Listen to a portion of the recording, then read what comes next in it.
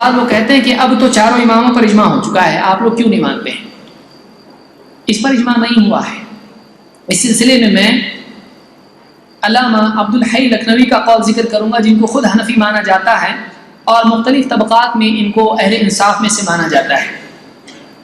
انہی کی کتاب فتاوی، جس کتاب میں جمع ہے مجموع الفتاوی میں، سوال نمبر 129 کے جواب میں انہوں نے کہا ہے، صفحہ نمبر 149 پر کہتے ہیں مذہب، سن لیجیے اس کو، مذہب معین کی تقلید کے وجوب کے بارے میں ہر زمانے علماء میں اختلاف رہا ہے۔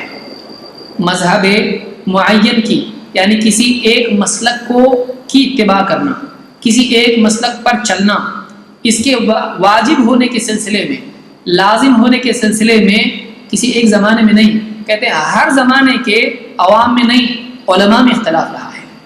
اب اس سے بڑی آپ کو کیا دلیل چاہیے کہ اس پر کسی بھی زمانے میں اتفاق نہیں ہوا ہے۔ یہ صاف الفاظ میں کہہ رہے ہیں کہ کسی بھی زمانے میں اس بات پر کبھی اتفاق نہیں ہوا کہ کسی ایک امام کی پیروی کرنا لازم ہے۔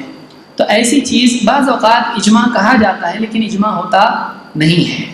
اہل حدیث اجماع کو مانتے ہیں، لیکن کسی بھی چیز کو اگر کوئی آدمی کوئی دلیل نہ ملے کہ اس پر اجماع ہے، بہت سارے لوگوں کا سہارا اجماع کا دعویٰ ہوتا ہے، دلیل نہیں۔